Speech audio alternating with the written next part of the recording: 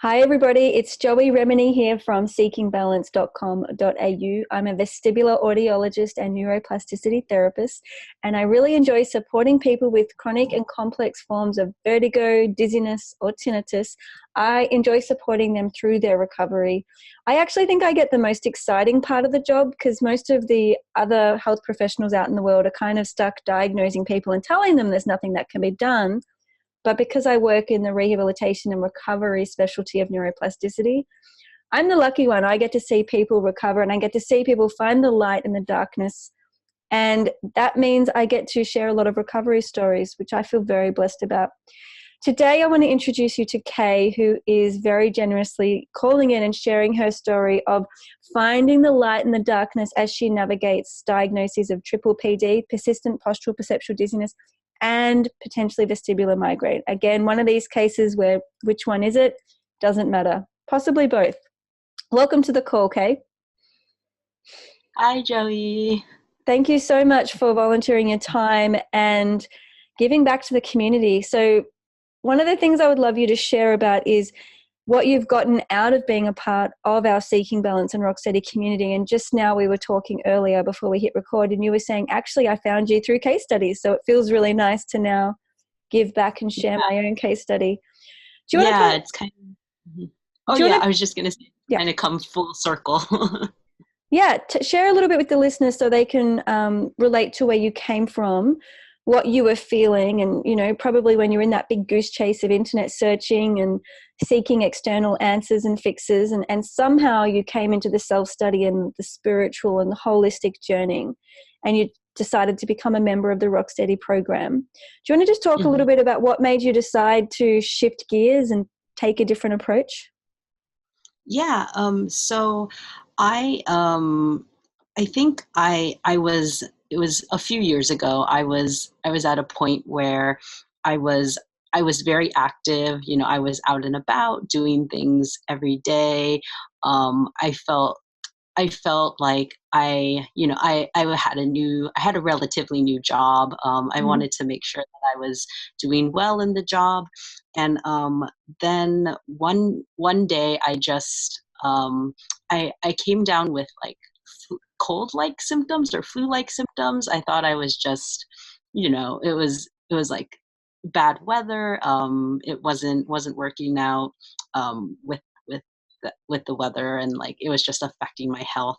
But it got worse, and you know, I was starting to feel dizzy, nauseous. I couldn't get out of bed.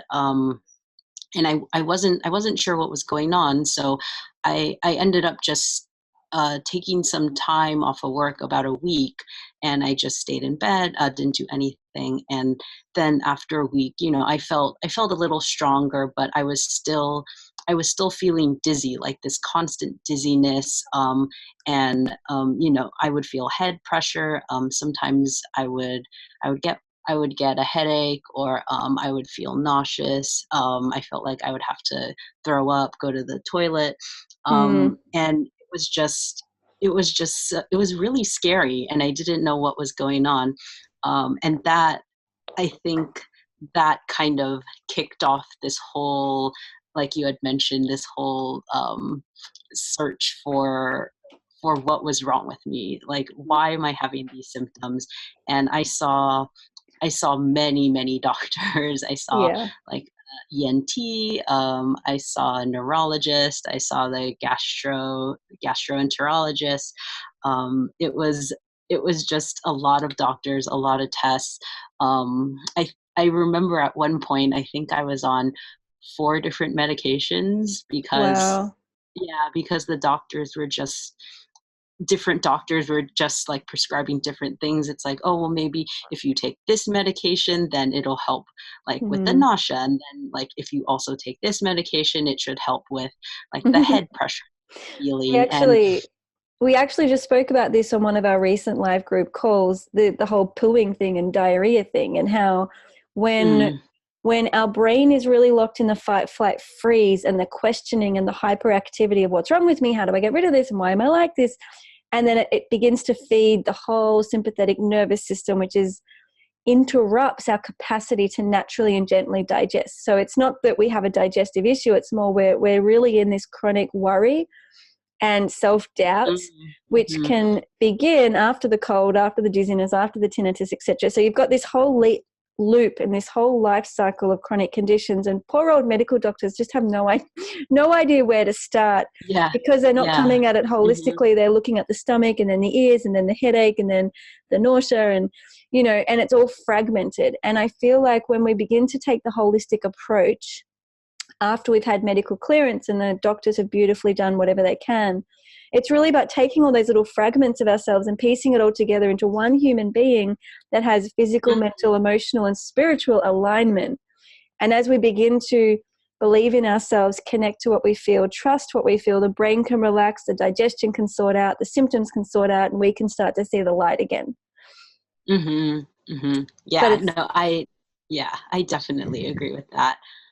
Because as I was feeling all these things, I think I was getting more and more anxious and more yeah. worried. And I was just, because none of the doctors could tell me anything, and Mm-hmm. no one could give me a clear diagnosis. So I think I had about 2 years where I was just searching for something, or Yeah. searching for someone to help me. And I tried acupuncture. I tried Yeah. like doing massage, and it Mm-hmm. was just, yeah. I mean, it might help a little, but then it would just come back again, and the Yes. cycle would start all over. So I think um, I I think what happened was I started trying to do my own research and seeing like what the internet had to say. So I think I was part of a few different like vestibular disorder Facebook groups, and I think one of the people in that group had posted one of your YouTube videos about triple PD and vestibular migraine, and I listened to the video, and it was like I don't know, the light just shined down on me, and like everything kind of clicked, because the person you were talking to was just, it was exactly like me, or I could relate on so many levels.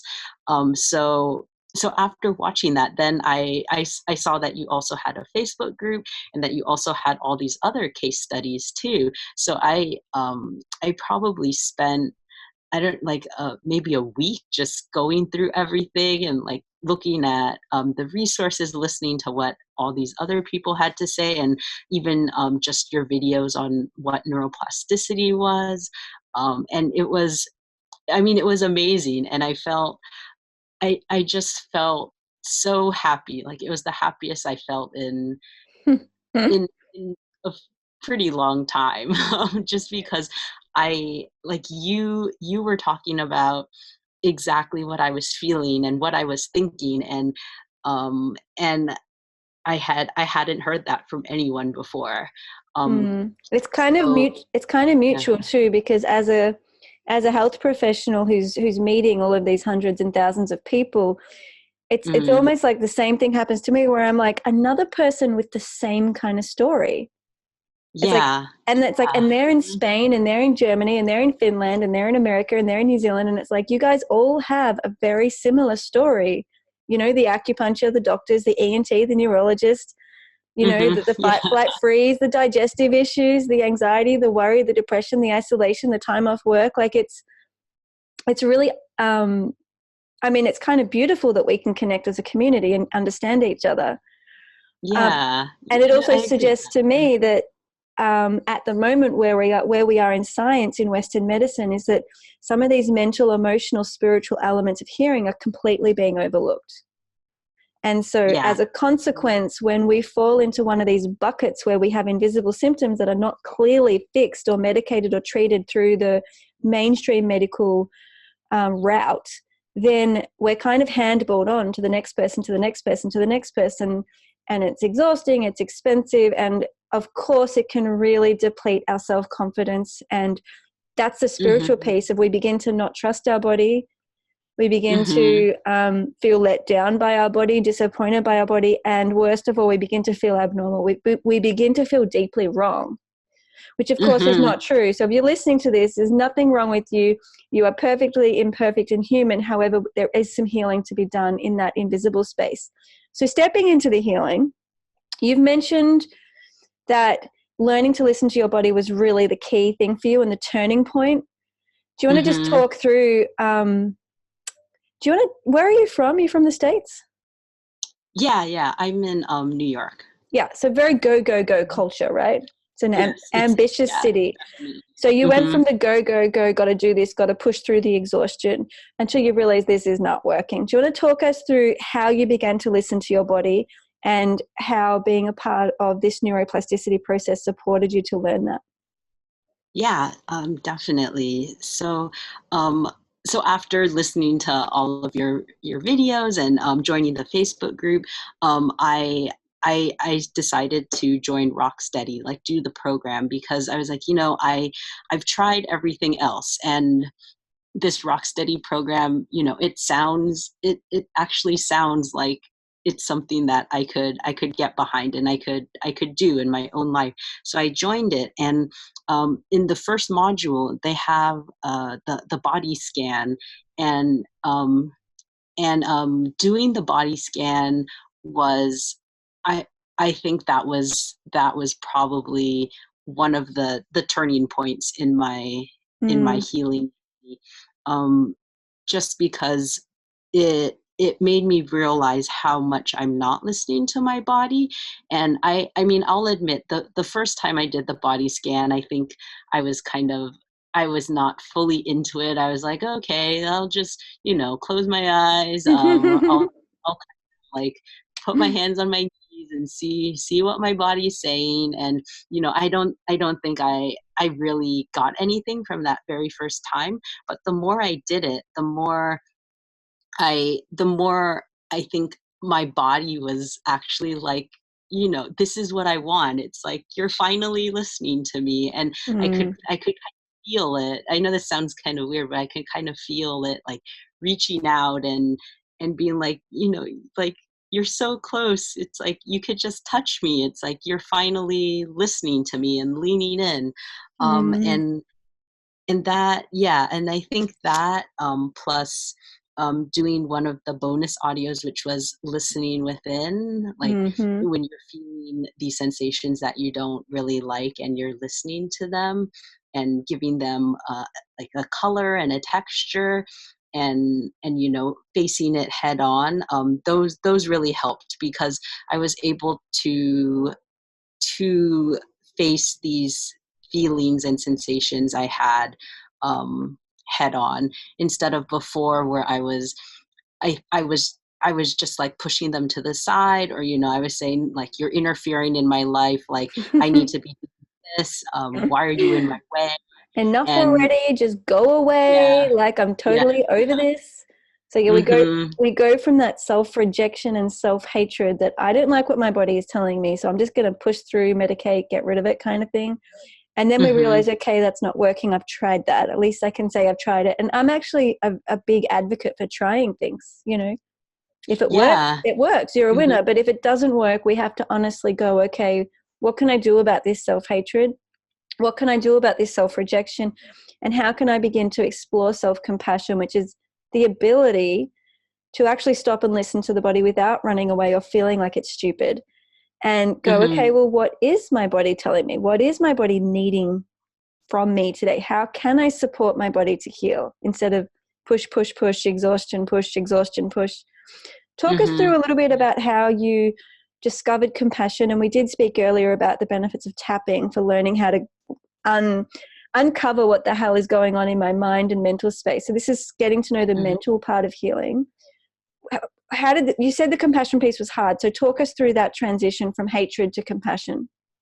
Yeah. So, yeah, the compassion was hard, because as I was going through the program and doing all these exercises, I realized that I've just been hating these symptoms and these sensations and these feelings, um, for all these years. Like, because when I would feel it, I'd be like, why are you here? Like, I don't want you to be here. And it's like I was trying to push it away, or it's like, like I hate feeling like this. Like, I hate feeling nauseous, or Mm, I hate feeling dizzy. Like, I hate that I can't go out and, I guess have fun, or like mm, go to this event that I wanted to go to because these sensations are here. And like doing the body scans and listening within and going through the program, I really learned to listen to my body.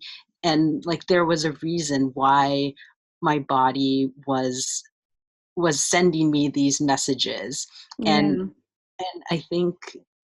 and I think when I would actually listen to it, my body was like, wow, she's listening to us now. It's like she's not pushing away. And and I think that kind of made me realize, it's like, you know what, I probably shouldn't be telling my body I hate it. It's like there's a reason why it's giving me these signals. And it's hard. It is hard to Can I ask if, to have sensations and be like, I accept you. It's like I mm, don't want to push you to the side. I can want I, to learn what you want from me. I'd love to know. So there's like a spectrum of learning, and we start with the hate. Well, not always, but often we'll start with this hatred and get rid of this. I don't want this, and then we'll ease into like, well, is there something I need to do about it? We start kind of easing into the, well, if a doctor can't fix me, do I need to look at other avenues? And we start to think about self-study, self-healing, self-help. Then it Mhm. goes to a point where we're able to notice it and see it with a little bit of detachment and a little bit of curiosity, but we're still a bit like, you know what, I don't like you. I don't like feeling you. I can feel you and I can talk to you, but I still don't like you. And there's this Mhm. little resistance. Yeah. So it goes from kind of hatred to dislike, let's say, or annoyance. And then Mhm. eventually I think it shifts into gratitude and value, where we're like, oh, okay, the reason I'm feeling that is because I know I've got a difficult conversation coming and I actually need to really support myself emotionally here, because that conversation is it's draining me, it's toxic, it's tough, and I actually have to have it. And these sensations Mhm. are guiding me in to support myself and reassure myself, and that's a gift. And so eventually we start to go, oh, there's value, there's purpose, there's wisdom. And then once we really start to heal, it's like we actually feel better. We feel resolution. We feel we can think clearer. We feel more steady. We feel more sturdy. We feel stronger. We feel confidence. And that's when it's almost like the the reward in and of itself is how we begin to enjoy what we're feeling. So we go all the way from the rejection and resistance and annoyance and frustration into, oh, well, I feel relief now. I feel nurtured. I feel reassured. I feel loved. I feel belonging. I feel Mhm. validated. Can you talk us through any of those moments of kind of clarity and feeling what you want to feel, whatever your desired feelings were? And can you share a little bit about that reward process with us, that it feels good to shift gears? Mhm. Yeah, yeah. So yeah, I mean, I definitely started out with the hatred, where I was just like, I don't like you. Like, I hate you. Why are you here? Go away. And Mm-hmm. I I can't, I'm not sure what the exact moment was, but I think there was that slight shift where I think I think one day I just was thinking, I don't hate this feeling, but I I don't like it. So it Mm-hmm. was like that The transition where transition. it's like, yeah, where it's like, okay, like I can tolerate you, but I don't like you, and I Mm-hmm. don't I don't want to be here. Um and I think, I mean, even that slight shift felt felt really good. Even though I was still not fully being like, oh, like I want you here so I can learn from you. It wasn't at that point yet, Mm. but just being able to like have the, I guess it was almost like standing next to me instead Yeah. of me trying to shove it away. Like I could have it stand next to me, and it was Mm. kind of like, oh, okay, like you're kind of gross and I don't want to stand next to you, but I'll let you be here. Yeah. Um, and then I think this is where I'm at now, where I kind of look forward to seeing what these sensations have and like what they present me with. Yeah. Um, and you know, it's I like I actually like journaling about it and doodling, Yeah. because I feel like often my sensations and feelings, um like they present themselves in like very colorful ways, or kind of like quirky shapes. Mm-hmm. Um and and I, in my journal, like I have these pretty cool looking doodles that I that I really like. So I think I'm at the point where I like seeing what these sensations want to tell me, and I Yeah. like being able to like reach in and talk to them It's and be like, beautiful. oh, hey, yeah, It's almost yeah, like if we let it, it can feed our creative urges. It can give us mhm, extra color to our yeah, canvas, and really, hmm, it can also be viewed as like the fast track to a bit of spiritual learning. You know, we can ignore and ignore and ignore, but if we just face them head on and truly listen with humility and compassion, we can learn so much so quickly that may have taken us 30 years. You know, we can really get excited by that learning and that self-awareness, and the physical, mental, emotional, spiritual parts of us are, you know, complex and also endless. And I think too often we're just caught in the physical. We're literally ignoring the mental, emotional, spiritual, and we're not allowing ourselves to go, okay, the sensations are there, but that's just a physical part of me. What's underneath it? How can I go hmm, deeper and recover more wisdom? Instead of just focusing on the sensation, how can I really go into that creative brain and surrender into what more there is? Which brings me to my next question. If you feel it's not too personal to share, have you made any changes to your life based on some of the wisdom your body's given you? So have there been any little tweaks to how you live your life, how you treat yourself, those kind of choices? hmm, yeah. So I I will say that the biggest change, and I think it's made a huge difference, is to get out of that mindset of I always need to be doing something. And Yeah. I mean, like being in New York, which is always like it's a lot of visual Switched stimulation. on. Yeah, and I think before I was just constantly feeling like if I wasn't doing something or I wasn't being active, I was not being productive, and I was not, living life. And Mm, and now I think I I've learned to take breaks and to do nothing.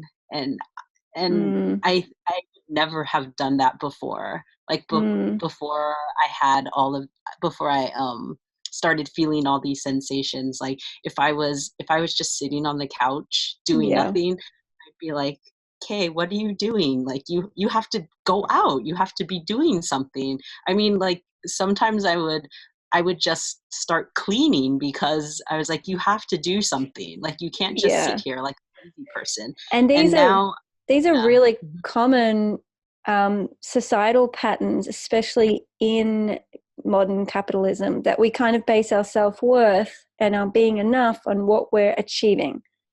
So instead of just Mhm. allowing Yeah. ourselves to Yeah. be, and to receive a vase of flowers and have someone make us a hot drink, and to be on the couch and just be ourselves and be authentically recuperating, rejuvenating, present, just enjoying sweet nothings. And that's, I was just talking about this the other day with my husband, how in Europe they've got those beautiful siesta cultures, or the Italians Mhm. have the saying of Mhm. sweet nothing. Like, what are you up to? I'm Mhm. doing sweet nothing.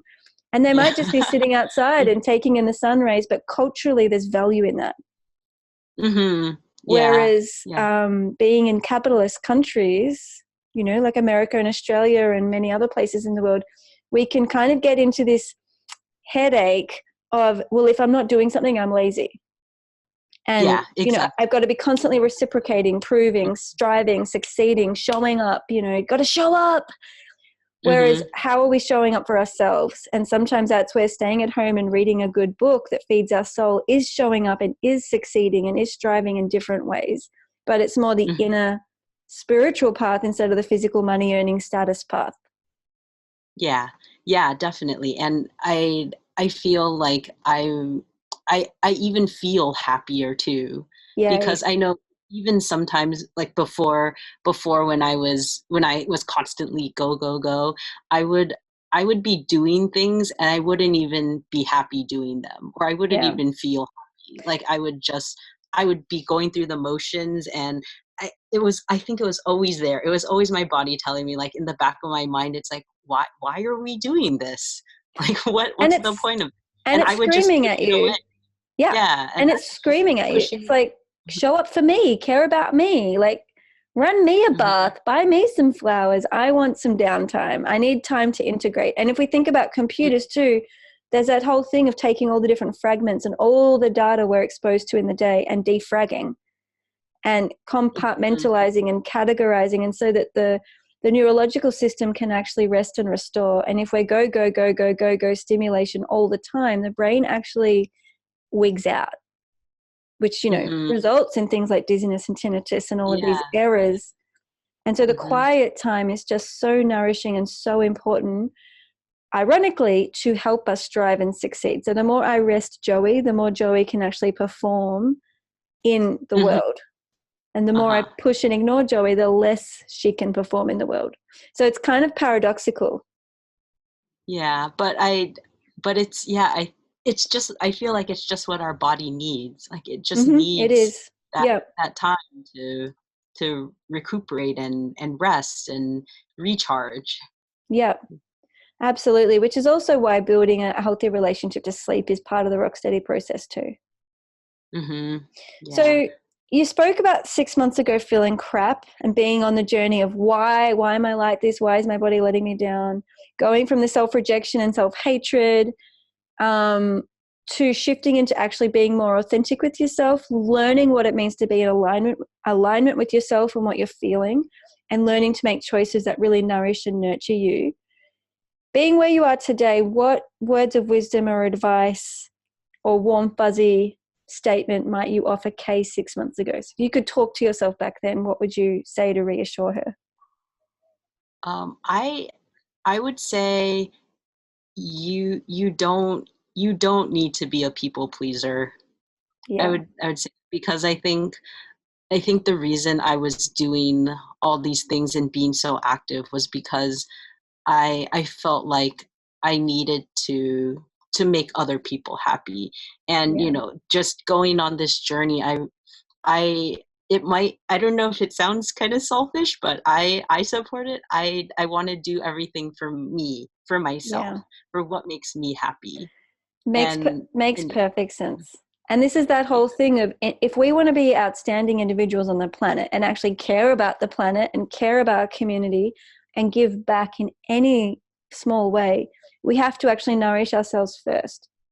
Because if we're giving to others and people pleasing others to the point of depleting and exhausting ourselves, so then we become couch bound victims that depend on the system. So then we're kind of a burden on healthcare systems or other people caring for us and helping us. We're actually sucking and draining the system. But if we indulge in ourselves and give back to ourselves and care for ourselves and understand what it means to be fully supported and strong, then we can be self-sustaining, get our needs met, and give back to the community. So it's kind of that whole paradox, right? Yeah, yeah. No, it's beautiful.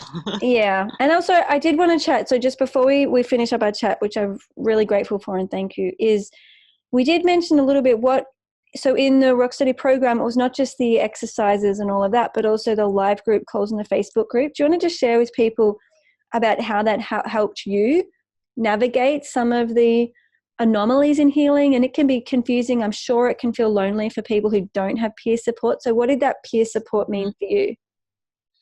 it it meant so much, because I mean, going through the whole seeing doctors and specialists and doing all these different tests, you feel alone, like you Mm, really do. I mean, even if you have like your loved ones or your family or your friends with you, um they're not experiencing the sensations that you are. So yeah, they can say that they're there for you and that they support you, but it's totally different when you have people that are are going through the exact same thing as you.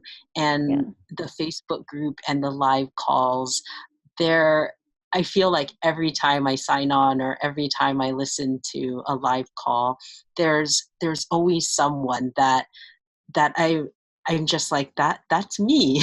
that's that's exactly what I was feeling, or that's exactly what I'm feeling now. and and just having those people in my life, even though I've never met them before, it's it's such a nice feeling to know that you're not alone and you have this community. yeah. And just like what you're doing, Joey, is it's great. And how you've Oh, brought all these people together and created this little community for us. I really appreciate it. thank you. It's so wonderful to have, people who are willing to do this self-study, because if it wasn't for you guys, we wouldn't have a community. And there are many people out there who are not willing to ask questions and not willing to go within, and they desperately want someone else to fix them, and that's just where they're at, and they're not able to join our community. So if it wasn't for you guys doing the self-study and actually kind of going within and listening to your bodies, then we wouldn't have this community at all. So it really is so much more than me. And I love the connection. I love the way everyone can connect to each other and also feel normal, because it's like, oh, well, I'm not the only one, because there's like another 1,000 people out there with very similar experiences to me. And that can feel really Hmm. validating that, okay, I'm not Yeah. Yeah. batshit crazy, as they say in Australia. Yeah. So Yeah. thank you so much for your time. I think your words of wisdom are perfect. Okay, To thank you. move beyond the people pleasing, that's pretty life changing, and it gives you so much Yeah. more time to yourself when we stop saying yes for the sake of saying yes for someone else, right? Yeah, definitely. Frees up a lot of worry and a lot of shoulds, and shoulds really breed headache cycles. So it's really Mhm. interesting how our choices, our mindset, our dialogue, it's all feeding into the whole looped system. Mhm. So you're right Yeah. on track. Thank you so much for sharing your story. And it Okay, could be thank that you, perhaps Joey. my pleasure. And it could be that perhaps we meet you on a live call down the track or something again. So that would be really nice too. Yeah. Yeah, I would love that. Great. All right, Okay. Kay. Well, thank you so much for your time. I've thoroughly enjoyed meeting you. Yeah, I'm thank Joey Remenyi from seekingbalance.com.au. Please visit my website if you want to see more case studies, if you want to check out a plethora of resources, tools, programs. If you're seeking community like Kay and you want to connect and receive this support and explore further, visit that anytime, anywhere in the world. It's there for you. Did you have any closing words, Kay? Um, no, I think that's it. The Rock Steady program is the best. Like, it's amazing. It's everyone should do it. Yeah, It is it's it's pretty really dense though, you got to be prepared yeah, to go through it once, twice or three times, because it really does. It takes you in deep and then you go deeper again. So it's a yeah. lifetime project.